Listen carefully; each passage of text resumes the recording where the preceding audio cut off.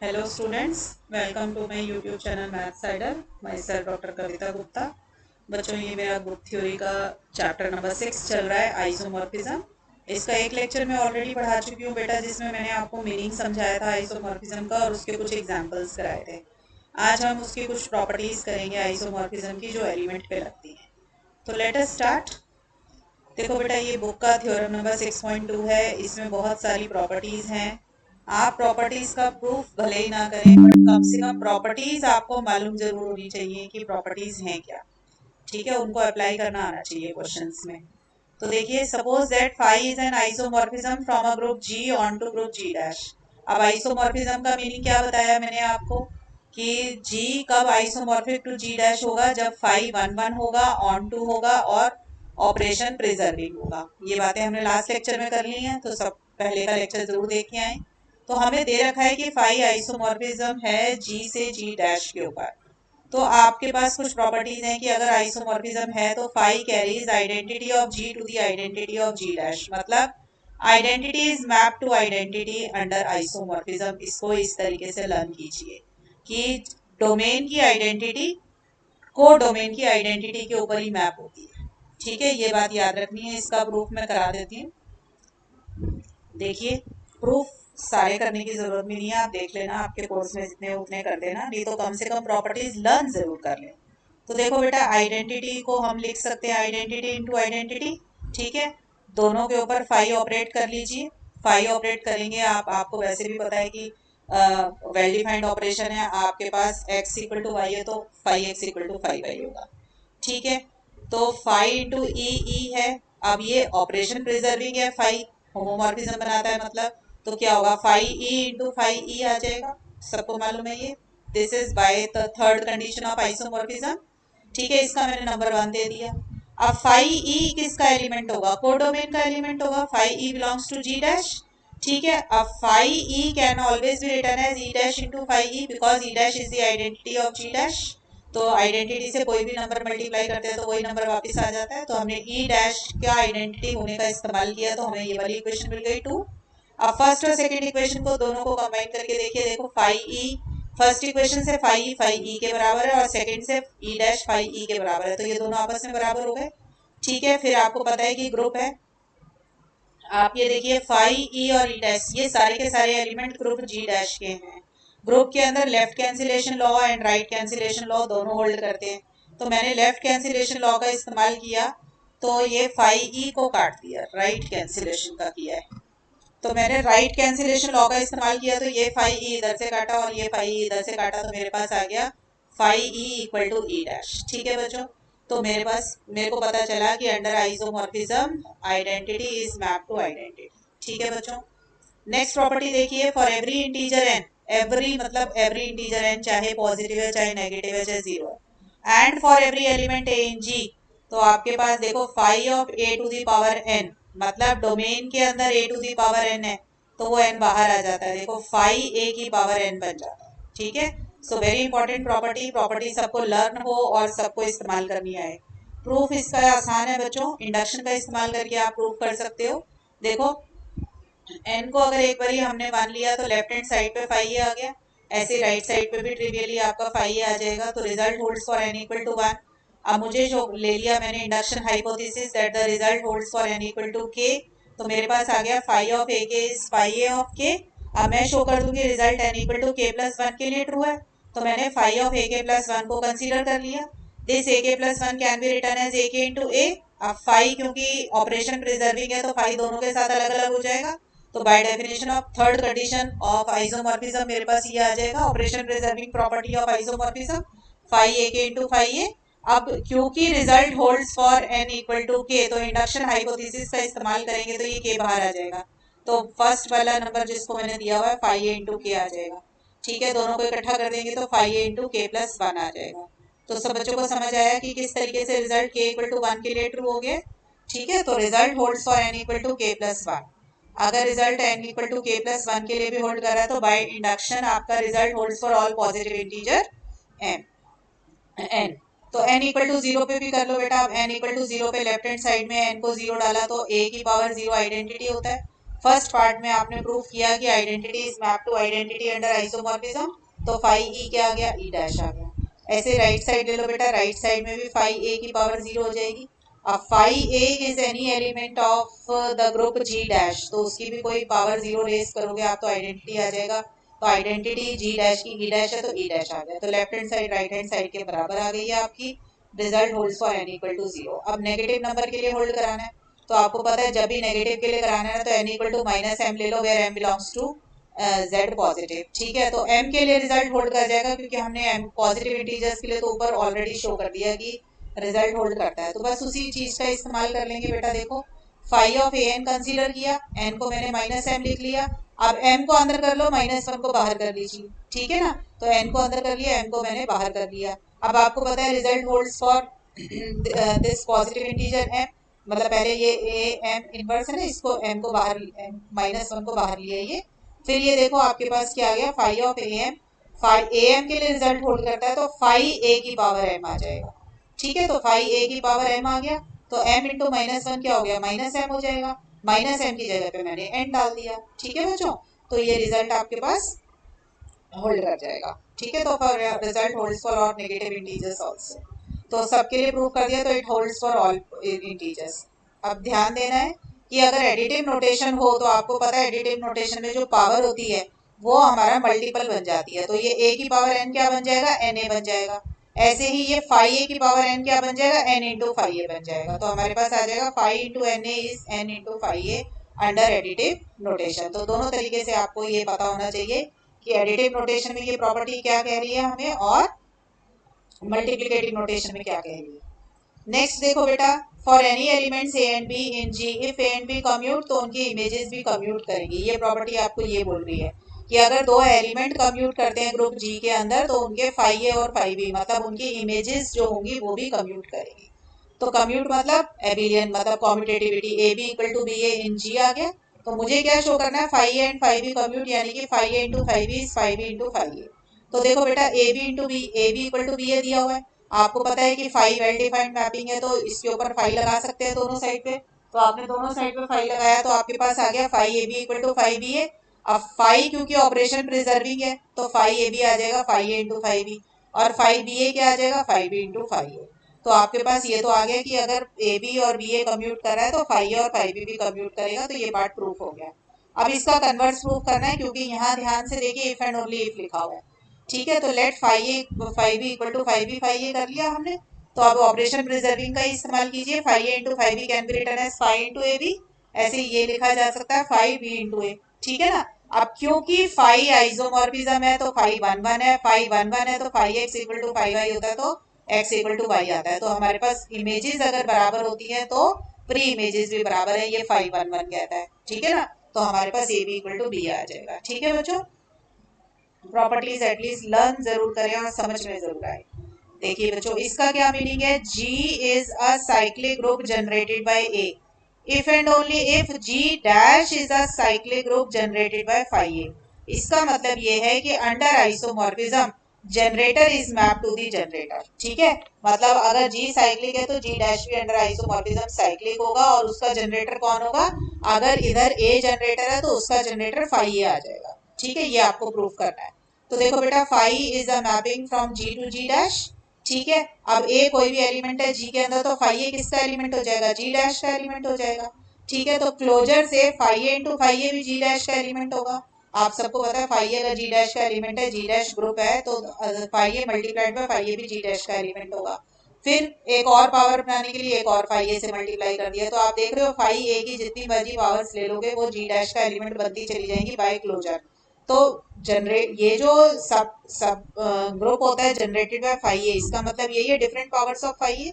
तो जब different powers of phi a are contained in G dash it means that the सब group generated by phi a is contained in G dash. ठीक है, तो ये तो आ गया मेरे पास। अब मुझे रिवर्स शो करना है that G dash is contained in phi a. ठीक है ना, आपको पता है दो सेट्स बराबर कब होते हैं, when one of them is contained in the other and the other side is also true. So what I will be doing is now I will take any element on this side, so I take y belongs to g dash। ठीक है, अब g dash खुद क्या है अपने आप में, cyclic group है। साइक्लिक ग्रुप है तो हमारे पास there exist an ak belongs to g होगा, such that phi of ak is equal to y। क्योंकि जी खुद एक साइक्लिक ग्रुप जनरेटेड बाय ए है, तो इसलिए हमारे को जो भी एलिमेंट मिलेगा उसके कॉरेस्पॉन्डिंग एक ए के जरूर मिल जाएगा। तो फाइव मेरा ऑन टू होमोमॉर्फिज्म, ये क्योंकि मेरे को ऑन टू दे रखा है तो हमारे पास ये डेफिनेशन होल्ड कर रही है। ठीक है ना, कि अगर y belongs to g dash है तो there exist an ak belongs to g such that phi of ak is y, this is because phi is onto. तो फाई ऑफ ak अगर y है, आपने अभी अभी सेकंड वाली जो प्रॉपर्टी प्रूफ करी उसमें आपने देखा कि एक अंडर आइसोमॉर्फिज्म जो ये फाई ए के है इसमें से ये के बाहर आ सकता है, तो आप इस के को बाहर निकाल लें। ठीक है, बाय प्रॉपर्टी नंबर 2। तो फाई ऑफ ए के इक्वल टू वाई आ गया, इसका मतलब वाई किसका एलिमेंट हुआ, सब ग्रुप जनरेटेड बाय फाई ए का एलिमेंट हो गया। ठीक है, तो इसका मतलब हमने वाई लिया था जी डैश में और हमने शो कर दिया कि it is contained in the group generated by phi a, तो इसका मतलब G dash is contained in phi a आ गया। ठीक है बच्चों, तो फर्स्ट एंड सेकेंड दोनों जो इक्वेशन बनी हमने शो कर दिया कि दोनों सेट एक दूसरे के अंदर कंटेन्ड है, इसका मतलब दोनों बराबर है। ठीक है, अब इसका रिवर्स शो करेंगे बेटा, कि अगर जी डैश जो है फाई ए से जनरेट हो रहा है तो जी जो है ए से जनरेट होगा। तो अब मुझे शो करना होगा जी इज कंटेन्ड इन ए और ए इज कंटेन्ड इन जी। ठीक है, सब group generated by a is contained in G. तो मैंने पहले कोई जी ये देखा कि since phi a belongs to G dash, तो इसका मतलब ए जी का एलिमेंट हुआ। अब बिल्कुल सेम प्रोसीजर जैसे ऊपर लगाया था वही करेंगे। अब ए बिलोंग्स टू जी है तो जी जी क्योंकि ग्रुप है तो क्लोजर होल्ड करेगी, तो ए की डिफरेंट पावर्स भी जी के अंदर आ जाएंगी। तो पहले ए स्क्वायर आ गया, ए क्यूब आ गया, ये सारे एलिमेंट जी के अंदर आ जाएंगे। तो हमें पता चला कि different powers of a are in G. तो डिफरेंट पावर्स ऑफ ए मतलब साइक्लिक सब ग्रुप जनरेटेड बाय ए, तो साइक्लिक सब group generated by a is contained in G आ गया। अब मुझे इसका रिवर्स शो करना है, तो जी कंटेन्ड इन साइक्लिक सब group generated by a show करना है। तो what you will be doing is कि आप इस वाली साइड से शुरू हो जाइए, कोई भी एक एलिमेंट लीजिए जी का, आप शो कर दीजिए वो एलिमेंट बिलोंग करता है साइक्लिक सब ग्रुप जनरेटेड बाय ए में। तो अगर बेटा x बिलोंग्स टू g है तो phi x belongs to g dash होगा, और g डैश क्या है, it is a group generate cyclic group generated by phi a. तो इसका मतलब फाई x जो होगा some power of phi a आ जाएगा। तो मैंने ले लिया phi x is equal to let us say phi a की power k where k is some positive integer, क्योंकि आपको पता है कि कोई भी उसके कोई भी इंटीजर हो सकता है, पॉजिटिव नहीं, फॉर सम k, क्योंकि डिफरेंट पावर्स ही आती है साइक्लिक ग्रुप के अंदर। अब आपको पता है ये पावर को हम अंदर भी ले सकते हैं क्योंकि हमने अभी अभी प्रॉपर्टी नंबर 2 में किया। ठीक है, तो मैंने फाई ऑफ ए के कर लिया। अब देखो मेरे पास आ गया phi x equal to phi k, और फाई आइसोमॉर्फिज्म है। अगर ये आइसोमॉर्फिज्म है तो ये वन वन होगी, वन वन होगी तो फाई एक्स अगर फाई वाई के बराबर है तो एक्स इक्वल टू वाई, मतलब इमेजेस बराबर है तो प्री इमेजेस भी बराबर है। तो मेरे पास क्या आ गया, एक्स इक्वल टू ए के आ गया। अब एक्स क्या हो गया, सम पावर ऑफ ए, तो ये किसके अंदर आ जाएगा, साइक्लिक सब ग्रुप जनरेटेड बाय ए। जिस बच्चे को ये चीजें भूल गई हैं कि साइक्लिक सब ग्रुप क्या होता था, वो चैप्टर नंबर 3 के अंदर मैंने साइक्लिक सब ग्रुप्स पढ़ा रखा है, वहां पे रीड करके आए। ठीक है, ग्रुप थ्योरी 1 की जो प्लेलिस्ट है उसमें मैंने पढ़ा रखा है। तो जी इज कंटेन्ड इन साइक्लिक सब ग्रुप जनरेटेड बाय ए आ गया, तो दोनों साइड प्रूफ हो गई, तो जी इज इक्वल टू ए। ठीक है, अब दूसरा ये भी बहुत इंपॉर्टेंट प्रॉपर्टी है बच्चों, प्रॉपर्टी नंबर 5, इसको बहुत अच्छे से समझना है और लर्न करना है, इसको अप्लाई करना आना चाहिए। तो order of a is order of phi a for all a in G. तो आइसोमॉर्फिज्म में प्रिजर्व होता है ऑर्डर, मतलब अगर एक ग्रुप है जी और एक है जी डैश और उनके बीच में आइसोमॉर्फिज्म है, तो मान लीजिए हमारे पास जी के अंदर कोई भी एलिमेंट है जिसका ऑर्डर 5 आ गया सपोज, तो हमारे को जी डैश के अंदर भी 5 एलिमेंट का 5 ऑर्डर का एक एलिमेंट जरूर मिलेगा। ठीक है, तो order of a is order of 5, मतलब element of order 5 will be map to the element of order 5, element of order 2 will be map to the element of order 2। ठीक है, ये मतलब हो गया। तो देखो बेटा, ऑर्डर की डेफिनेशन सबको पता है, least positive integer such that a to the power n is e. तो मैंने माना let order of a is n, तो a to the power n क्या आ जाएगा, आपके पास आइडेंटिटी आ जाएगा। तो दोनों साइड पे 5 लगाइए, क्योंकि 5 वेल डिफाइंड है तो आप लगा सकते हैं, तो मैंने दोनों साइड पर 5 लगा दिया। अब आपने सेकंड प्रॉपर्टी के अंदर किया कि phi of a n, phi a of n होता है, तो मैं इस एन को बाहर निकाल सकती हूँ, मैंने निकाल दिया। प्रॉपर्टी नंबर 1 में आपने किया identity is map to the identity, so phi e e dash आ गया। ठीक है बच्चों, तो मेरे पास आ गया फाई ए की power n is e dash. तो ये तो पता चल गया कि हमारे को फाई ए की power n equal to E dash, तो एन एक पॉसिबिलिटी है कि उसका ऑर्डर हो सकता है। ये ऑर्डर बनेगा तभी जब ये लीस्ट होगा। आपको पता है ना प्रॉपर्टी ऑर्डर की क्या कहती है, it is the least positive integer such that a to the power n is e. तो अभी मुझे लीस्ट पॉजिटिव इंटीजर बनाना है। ठीक है, तो मैंने कहा सपोज कर लो कि मेरे पास ऑर्डर ऑफ फाइव एम है। अगर एम है तो इसकी डेफिनेशन क्या कहेगी ऑर्डर की, कि इसकी पावर जब एम रेज करोगे तो आइडेंटिटी आना चाहिए। फिर इस एम को मैं अंदर ले गई बाय प्रॉपर्टी नंबर 2, ठीक है। और ई डैश को मैं फाइव ई लिख सकती हूँ बाय प्रॉपर्टी नंबर 1, तो मैंने वो लिख दिया। तो मेरे पास आ गया phi of a m equal to phi e. अब फाइव जो है 1 1 है, 1 1 है, तो फाइव को ड्रॉप करके हमारे पास क्या आ जाएगा, a m equal to e आ जाएगा। अब a m equal to e आ गया और ऊपर था मेरे पास a order of a n, तो ऑर्डर ऑफ ए एन था तो a to the power n e होना चाहिए था, ए की पावर एन ई होना चाहिए था। बट मेरे पास तो यहाँ पे ए एम की इक्वल टू ई आ गया। तो ऑर्डर की डेफिनेशन कहती है एन शुड बी लीस्ट, तो n is less than m आ जाएगा यहाँ से, ठीक है ना बच्चों। तो हमें क्या पता चला, ये वाला देखो फाइव ए की पावर एन ई डैश है, और अगर फाइव ए की power m be e dash है तो एन छोटा है, एन छोटा है तो एन ऑर्डर बन गया, ठीक है ना। तो हमारे पास आ गया n is the least positive integer such that phi of a n equal to e. तो ऑर्डर ऑफ फाइव ए क्या आ जाएगा बच्चों, एन आ जाएगा, ठीक है। तो यही हमें प्रूफ करना था। ठीक, नेक्स्ट वाली भी थ्योरम पे आ जाइए बच्चों। ये जो प्रॉपर्टी है ना, इस प्रॉपर्टी का प्रूफ आप बेशक ना करें, पर आप इसको अप्लाई क्वेश्चंस के लिए जरूर करें। और ये ना कंपटीशन एग्जाम्स के लिए बहुत जरूरी है ये वाली प्रॉपर्टी, क्योंकि इससे बहुत सारे क्वेश्चंस आराम से प्रूफ हो जाते हैं। तो देखिए ये क्या कहती है, मैं आपको ये समझा देती हूँ प्रॉपर्टी।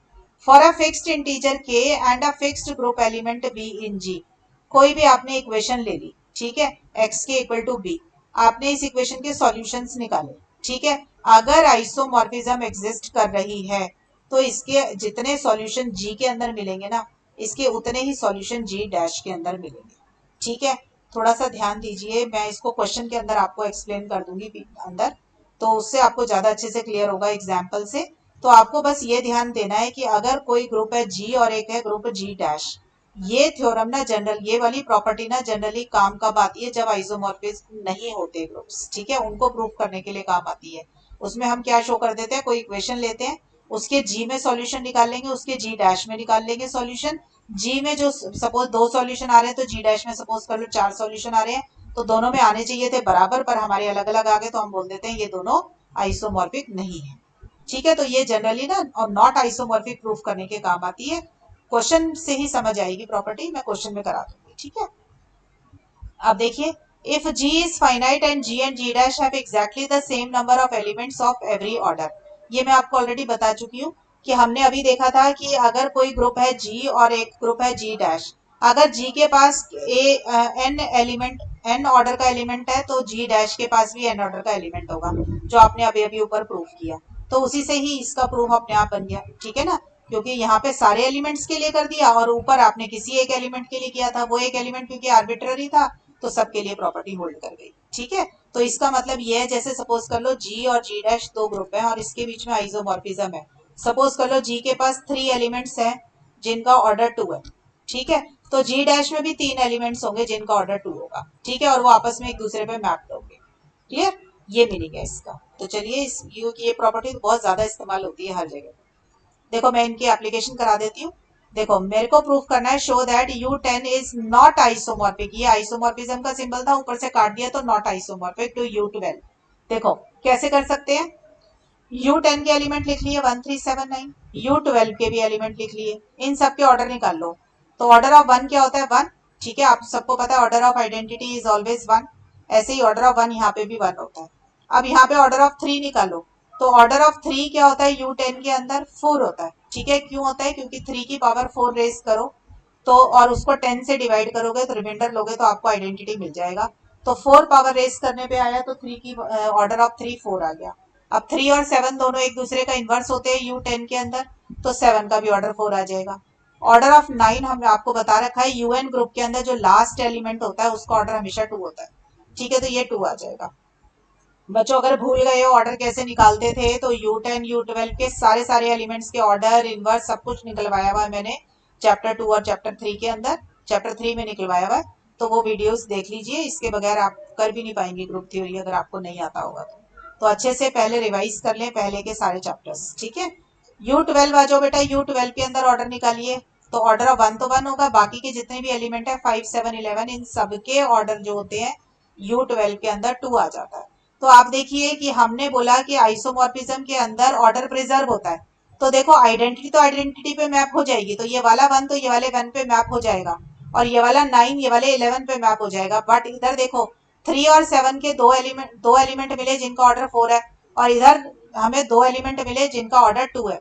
तो हमारी तो प्रॉपर्टी कहती है अगर इधर दो एलिमेंट है ऑर्डर 4 के, तो इधर भी दो ही एलिमेंट होने चाहिए थे ऑर्डर 4 के, बट यहाँ तो एक भी नहीं आया। ठीक है, तो आइसोमॉर्फिज्म एग्जिस्ट नहीं करेगी। तो हमने क्या लिखा, there is only one element of order 2 in U10, element of order 2 in U10 but there are 3 elements of order 2 in U12, ये भी ठीक है। या आप ये कह सकते थे there is an element of order 4 in U10 but there is no element of order 4 in U12, तो ये भी आपका जो है आइसोमॉर्फिज्म नहीं बनाएगा। समझ आ गई बेटा कि प्रिजर्व ऑर्डर का क्या मीनिंग है। चलिए, अब जो प्रॉपर्टी मैंने लास्ट वाली आपको बताई, ये इक्वेशन वाली सॉल्यूशन वाली जो प्रॉपर्टी होती है कि ये क्वेश्चंस में नॉट आइसोमॉर्फिक प्रूफ करने के ज्यादा काम आती है, उसको समझ लें।